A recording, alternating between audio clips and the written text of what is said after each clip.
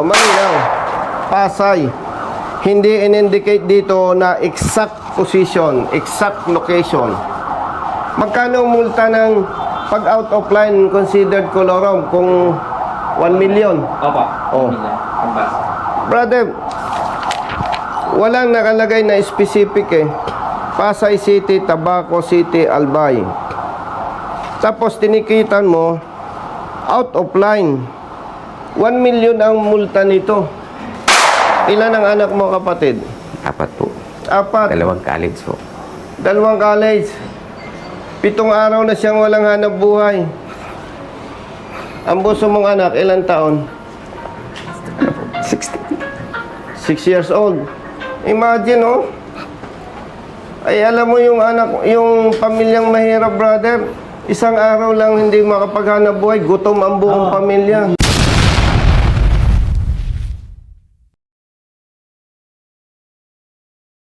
Isang bus driver ang dumulog sa ating bida na si Congressman Busita dahil umano mga idolo sa maling huli sa kanya ng LTO enforcer. Dahil hinuli siya nito mga idolo na mali daw ang pagbaba niya ng pasahero. Dahil imbis daw sa PITX niya ibaba yung pasahero, bakit daw sa terminal ng Pasay niya binaba? Ang dinipensa ng bus driver ay meron siyang prangkisa na simula Bicol hanggang Pasay. Walang nakalagay mga idolo na specific kung saan siya magbababa. Ang nakalagay doon is Pasay. Mantakin nyo mga idolo, ang magiging violation nitong bus driver ay colorum na may multang 1 million mga idolo. Mantakin nyo, napakalaking multa nun. Kawawa tong bus driver mga idolo dahil nawala ng hanap buhay. At ito, ang inaksyonan ng ating bida. Kaya tara, sabay-sabay nating panoorin ang mga susunod na kaganapan ukol dito. Pero bago yun, huwag mo kalimutan mag-subscribe. Alright. Brother, good morning. Brother, good morning.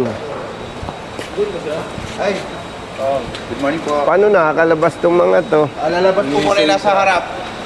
Ang hirap, no?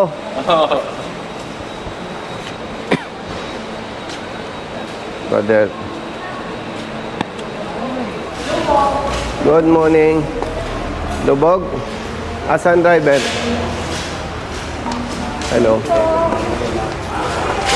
Siya man driver? Opo, sir. Morning. Ano yan? Ha? Suling ka talaga po. Plaka? Bye, sir. Ano?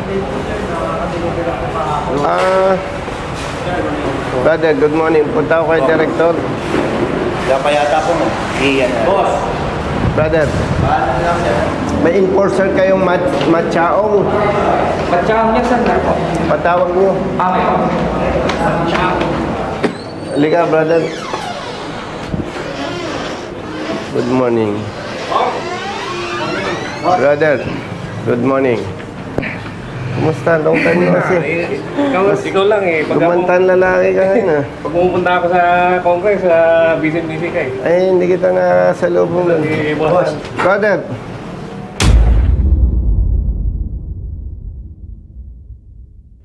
Kumusta? Hindi kayo busy? Hindi naman, may driver lang na dumulog sa amin. Sige siya. Halika, brother. Morning po. Morning po, sir. Pagkalita po Nandiyan na ba yung enforcer ninyo? Yeah po, si Machao. Sinong ating adjudicator? Si Sir Adrian. Ito po. Ni-request ko yung presence ninyo. Kasi brothers, alam nyo, pag may dumulog sa aming opisina, nakita namin na may mali nga Opo. sa apprehension. Yes. Hindi kami nag-a-advise mag-contest. Kasi katulad niya, taga Bicol. Galing pang Bicol Albay. Nahuli ng enforcer ninyo. Bakit ko i-advise mag-contest? Absent sa trabaho. Mag-schedule ng hearing.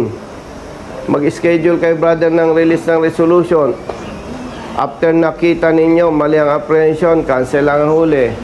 Hindi babayaran ang danyos. Hindi pinaparusahan ng enforcer na nakitang nagkasala. So, lalong malulubog sa perwisyo. No? Brother Matt. Kaharap ko yung magagaling na LTO personnel. Mas magaling ka po. Si Brother Hans, tsaka si adjudicator. May documents naman dito. Siyempre, evaluate nyo. Brother Hans, yung driver, ang minamaneho, bus, meron siyang, yung boss niya, may application sa extension Okay po. hanggang 2017. Hindi yun ang question dyan. Kung sasang-ayon kayo, nakikita nating mali. Brother, ang nakalagay sa kanyang prangkisa, Pasay City, Tabaco City, Albay. No. Okay. May kulatilya with authority to convey passengers to Cubao. Okay. Tabak. Ang sabi ito, kaya nga ni-request ko yung presence ninyo para ma-resolve agad. Kasi nakita ko naman yung previous experience ko. Pag nakita ninyong mali ang apprehension, immediately, na-actionan nyo agad. No? Brother, pag mali yung sinabi ko, base sa kwento ng driver, kumontra ka ha. Nagbaba siya ng pasahero sa Pasay. Ang inilagay ng enforcer po ninyo, one passenger drop sa Pasay.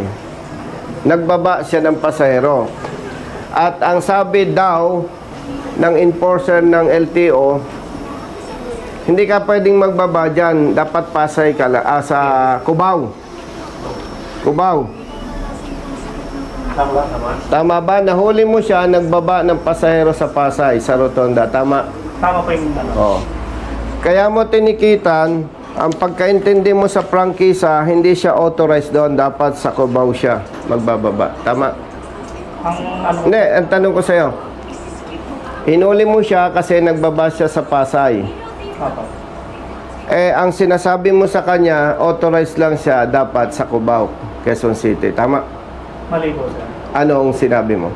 Ang sinabi ko pa, authorized na magbaba ng, kasi regarding po sa provincial buses po, sir. Oh. Regarding po sa Memorandum Circular 2019-001, sir. Oh. Ang pagbababa po ng pasahero sa mga provincial bus, sir. Doon po bababa, sir, sa PITX po. Sa PITX. Para niya kayo, Ibig mong sabihin, hindi siya authorized magbaba sa Pasay. Opo. Brother, adjudicator, ang linaw-linaw niyan, route, Pasay, Tabaco City, Albay, Bayaquirino Highway, Naga City, with authority to convey passengers to Cubao, Quezon City. Nagbaba siya sa Pasay. Tinikita niya, dahil ang gusto niya sabihin, doon lang siya pwedeng mababasaan Sa Paranaque, sa PITX po, sir. sa PITX. May terminal kayo sa Pasay? Mayroon po, sir. Saan? Sa Dun Aldrin po. Sa dating Gold Line Terminal po yun, sir. Malapit dito. Sa tapat po mismo, sir. Tapat ang binabaan mismo. po. Oh. Galing ka pa, sir. Galing pong Bicol, Tabaco po. Ang linaw, brother. Oh, baka ito si Brother Hans, oh. Sa franchise po, okay na. Wala naman Oh. question. Oh, malinaw. Pasay.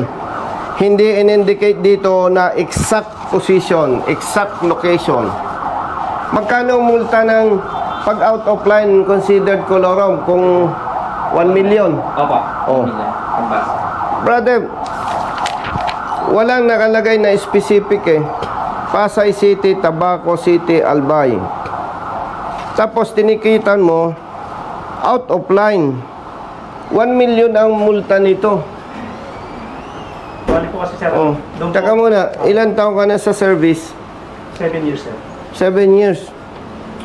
Adjudicator, hawakan mo ang papel.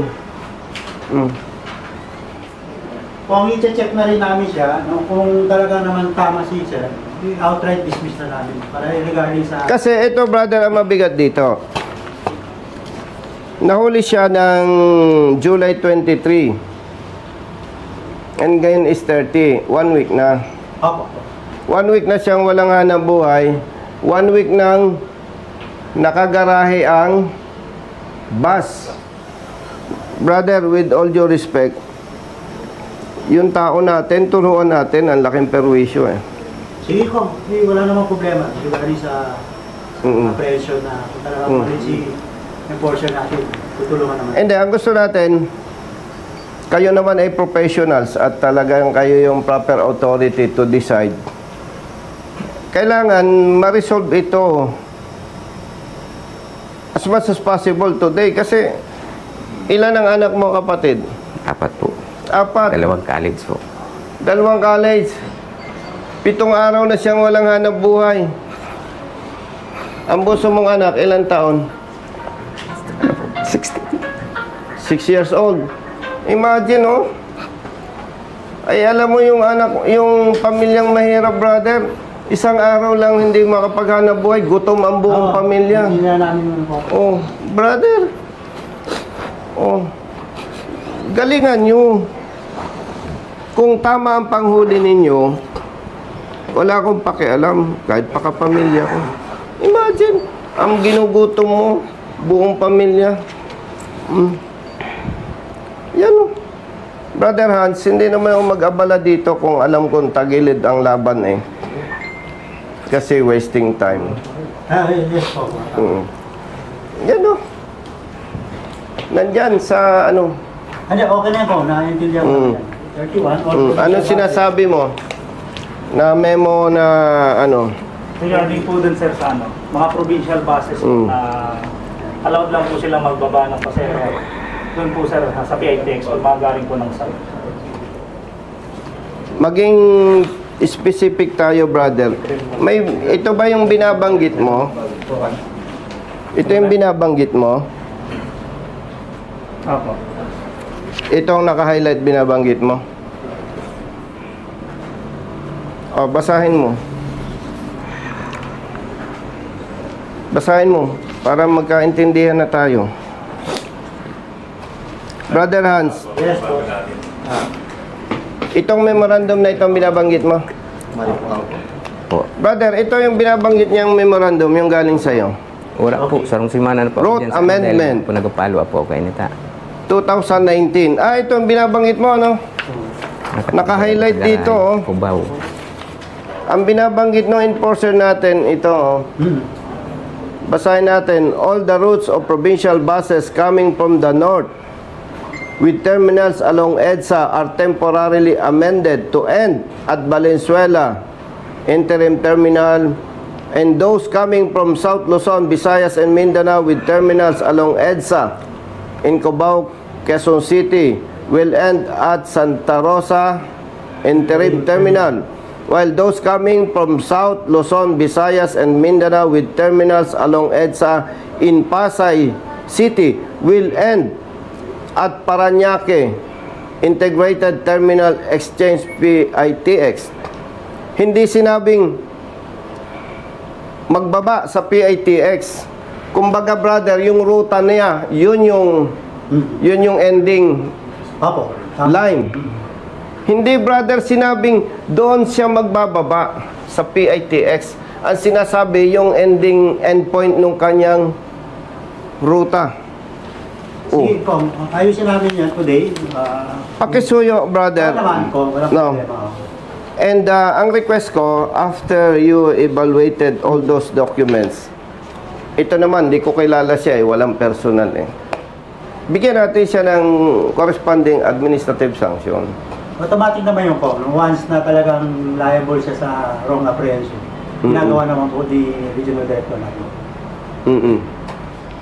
Mag-react ka nga, brother, kung tama interpretation ko dyan. Dito kasi, Kong, generally speaking, no, na automatically, pag nag-end ng route ka, baba mo lahat yung pasero mo sa PIT. Hindi, pag si, Yung passenger, brother, Kong, kanin mismo sa Bicol. Bicol po. Binaba mo siya sa Pasay. So, ang ano po kayo to sir, kasi bali, yung isa na natitira, doon lang po talaga pinakiusap sa amin nung galing Isla Pambira, Catanduanes yun. Nakiusap Kung sila. sa ano po, pinakids na sa amin ng nanay na doon ibaba sa terminal namin sa Pasay. Kaya Brother, po, hindi po yung excuse me. bumaba sa ano. Hindi po yung Tingnan bumaba natin. sa PITX. May terminal sila sa Pasay, Opo. no? Ang Opo, binabaan mismong tapat. Tapat po sir mismo ng terminal. Wala naman akong question kung Yes. dito lang naman. Wala naman, brother, sinabi dyan na siya doon lang pwedeng magbaba sa PITX. Opo, wala naman dito. Walang sinabi. Ang sinabi, brother, parang ganito yun eh. Yung sasakyan niya from Bicol hanggang dito lang. Siya pwede. Walang sinabi dyan, sa PITX ka lang pwedeng magbaba. And at the same time, may terminal sila doon sa Pasay na kung saan doon siya nagbaba sa tapat mismo. So, pag pinagbangga natin, brothers, yung memo, yung approved franchise, Yun ang problem natin. Approved franchise hindi memo. Yung memo, yung franchise na kasi 2016 issue. So, ang kanyang prangkisa, expired, di ba? May request siyang extension. Opo, no problem. Nabanggit mo, no? No question dyan, sir. Hindi, nabanggit mo eh. Dahil nga, sa punto na yan, ang problema sa parte ng LTFRB. Bakit? 2019 pa sila nag-apply ng extension. Hanggang ngayon, nakabinbin, di natin alam sa LTFRB. Ngayon, nakausap ko si Asik Bigor Mendoza at napakabuti naman, naglabas ng memo na kapag ikaw ay may prangkisa, nag-apply ka ng extension, considered valid. So, wala tayong pag-uusapan sa prangkisa. Wala naman. Oo. Ngayon, brother, yung sinasabi ng enforcer natin, yung memorandum, wala kang makikita dyan na specifically mention na sila doon lang pwedeng magbaba sa PITX. Much more, may terminal pala sila doon sa Pasay kung saan doon siya nagbaba sa tapat. Nakakuha naman. Sige. Ibabangga natin sa 1 million pesos na violation kung out of line siya. Grabe, pag ganyan na talaga ang usapan, ano? Hindi na tama talaga. Base sa prangkisa, base sa memo na 2019, hinihiling ko kapatid sa ngalan ng public service, i-resolve ninyo within the day. Gagawin na. Dala namin lahat sa illegal. Sa legal, no? Ayaw po. Sa proseso. Ano? Pero adjudicator ka, di ba? Yes po.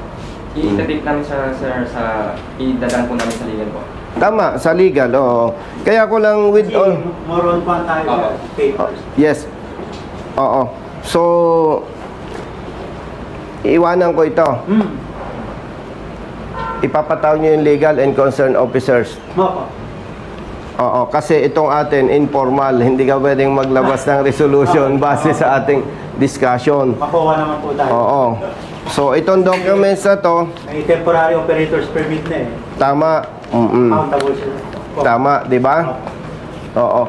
Kapatid, payong kapatid ha, ayusin mo, kawawa ang nabibiktima eh. 1 week ng gutom pamilya nito. Walang hanap buhay. Ang sweldo, 1,600. Bicol, Pasay, to Bicol. So, 1,600 babawasin pa yung pagkain doon. Ilang oras ba biyahe mo lagi? Nasa ano na sir, hindi na nadadala sa 12. Umaabot na kaming minsan 14 hours dahil sa sobrang Doktor mo, ano? daming Okay sasakyan. naman. Okay na po sir. So, pag titingnan mo, brother, almost 3 days na yun eh. Opo. Opo. So, 3 days, kumikita lang siya ng halos 500. Ang bigat. Si-settle namin today po. Oo. With the help of legal namin. Oo, pasoy. Nandiyan ba yung legal officer ninyo? Yan naman po. Dalawa po. Oh, nandito pala itong mga gwapong legal officers. Brother, nadinig mo yung discussion? Yes, no. Pasensya, hindi ko alam. Ikaw ang legal officer dito. Brother, hindi ko naman sinasabing mas magaling ako. Alam mo naman eh. Kaya lang ako pumunta dito. Ayan oh. Prangkisa oh. Route, Pasay City, Tabaco City, Albay. With authority to convey passengers. Ang kino-question ng ating enforcer, allegedly, dapat doon sa Cubao siya nagbaba. Yun ang kwento ng driver. O ikipagpalagay na hindi yun ang totoo. May sinasabi siyang memo na dapat sa PITX nagbaba. Yung memo, brother, hindi sinabing doon siya dapat magbaba. Yun yung end point ng kanyang travel. Sige ko, narinig ko naman Oo. Tapos nagbaba yung driver doon sa Pasay, wherein may terminal sila doon mismo sa tapat. 1 million ang multa nito, napakabigat. Tapos hindi ko alam, brother, kung updated ka dito. Alam mo yan. Alam mo to. Also, kanino ko ito iiwanan? Dito lang kung kami na ba? Ikaw nang bahala. Ang request ko lang, brother, alam ko busy kayo, dablo pa, binaha kayo. Ang special request ko lang on behalf of the driver and his family, ma-resolve Yes, ko today. today para hindi naman maano yung perwisyo, ano? Kawawa naman yung driver, taga Bicol. Sino taga Bicol dito? Ayan, Oh, brother, ito ang best friend ko. Hindi ko na lang kukwento sa inyo kung ba't ko naging best friend dyan. Brother, confidential yun, ano? Thank you. Kami na bala ko.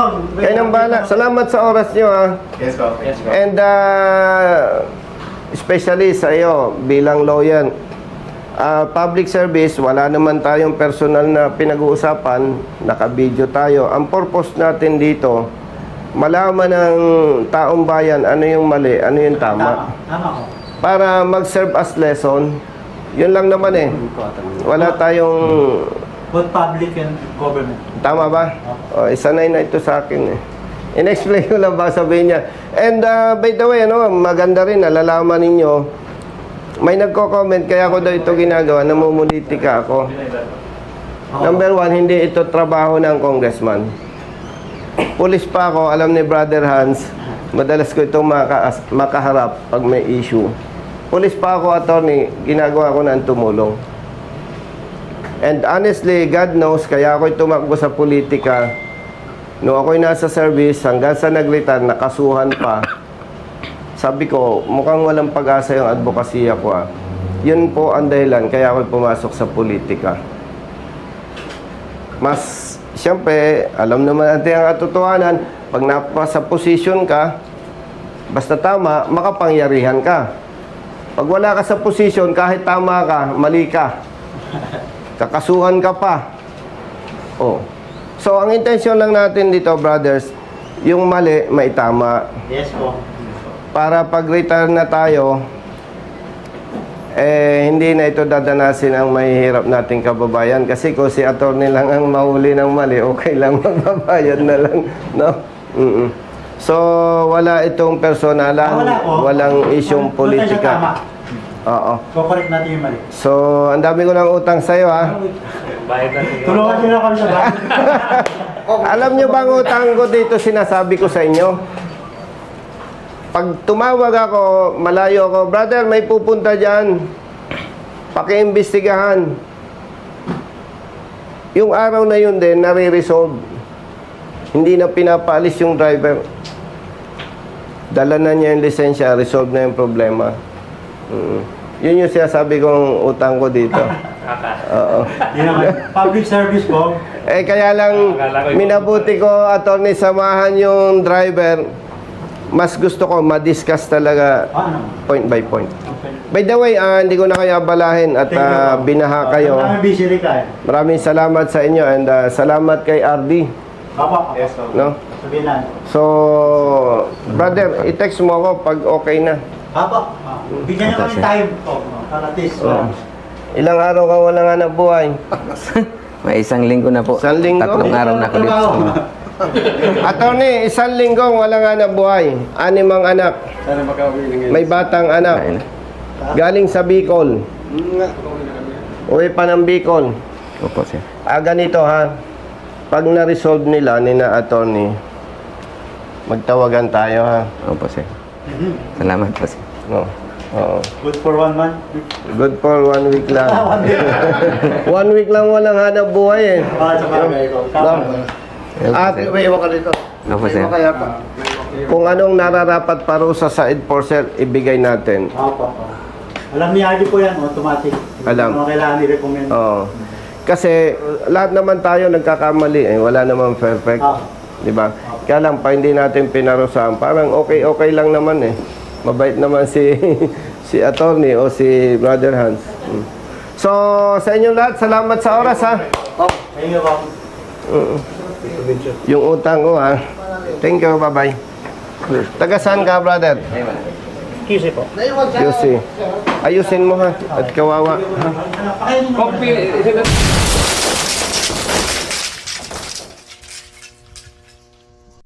O ano, inaksyonan yung ating idinulog. Opo naman sir. Naglabas ba sila ng resolution? Meron po sir. Dito. Pati mo. May init pa. No? Mag Naka- 5 plus na bago na Nakakatawa ka na ha. Opo sir. Masaya akong malipot kayo. Yung lisensya mo Nandun po sir sa gwardiya sa akin. sa gate. Pero nasa iyo na. Nasa akin na O yung plaka, binalik. andito po sir sa akin. Tingnan mo naman yung plaka oh. matagal na. Pag hindi ka marunong tumingin, basura na ito eh. No? So yung lisensya mo, yung plaka ng sasakyan, Okay na po sir. plus resolution, Opo sir, nandito na po. okay na. Alam mo ba na kung hindi kayo dumulog sa amin, ang gustong ipagmulta ninyo ay 1 million pesos? Opo. Opo. Oh, alam mo. Eh nung dumulog kayo sa amin kasama yung si Brother Randolph, no? Nandito. Yun yung tumawag sa'yo. Yes po, yan siya tumawag sa akin. Ayun ang tulong. Sa amin, pag nakita namin, brother, na tama ang posisyon ng driver, hindi kami nagpapatunpik-tunpik ng tulong. Opo sir. Yo. Lang. Kasi, siyempre, brother Jerry, yung isang araw na pagka-delay, buong pamilya niya nagugutom. Opo yan sa kagaya niyang rider boss. Eh, may maliit pa siyang anak. No? Yan yung malaking problema na dinadanas ng mga motorista. Noon pa. No? Totoo nga po sir, pag alis ko doon anong isang araw, lahat, dalawang anak ko may trangkaso. May trangkaso. Iniwanan ko para ito asikaso ko sa Ilang araw kang walang trabaho? 7. Mula po nung 24. O, tama. 6 na araw ngayon. Magkano ang dapat kikitain mo doon?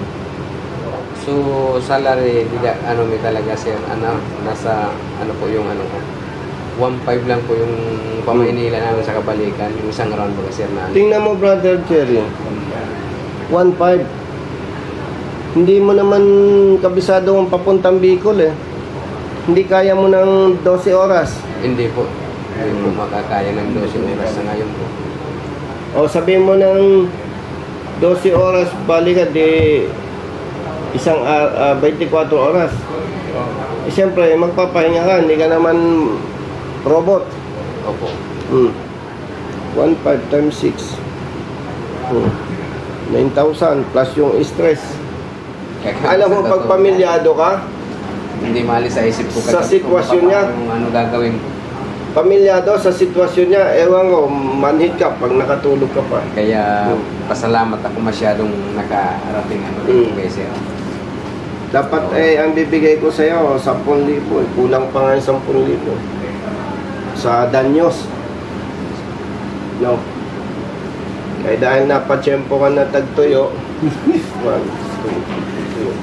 3, kalahati lang. Opo sir. Masaya pa ako sir. Salamat po sir. At sabi mo sa amo mo, basta tama, kampi-kampi tayo. Opo sir. May pasok ko, sir, kasi kagaya dito, magkakaproblema ang ating kababayan regarding sa ganyang mga huli-huling mali. Yung ating isang supporter sa Mindanao, St. Louis, nagtanong kung ano na daw po ba ang update sa inyong House Bill 3366. So nakausap mo si Brolitz. Opo, nagtanong kasi, nagtatanong din Ganito po mga ganito yan kasi, Brother Cherry. Meron tayong ilang mga batas na makakatulong sa hanay ng motorista. Opo. Unang-una na itong Fair Traffic Apprehension Act. Dito sa Fair Traffic Apprehension Act, pag naipasa ito, yung katulad niya na ilang araw na walang hanap buhay, yung danyos, 3 beses babayaran ng LTO. Sa madaling salita, ang danyo sa kanya, humigit kumulang 10,000. Doon sa panukala nating batas, pag napatunayan na mali ang huli, 10,000 times 3, So, 30,000. 30,000. May danyos pa dyan yung sa bus. Ah, opo. Kung sa isang araw ay kumikita humigit kumulang 20,000 times 6, 120,000 times 3, 360,000. Plus 30,000 pa. Sa panukala nating batas, doon sa panukala nating batas, ang kukunin yun doon sa multa na sinisingil ng LTO.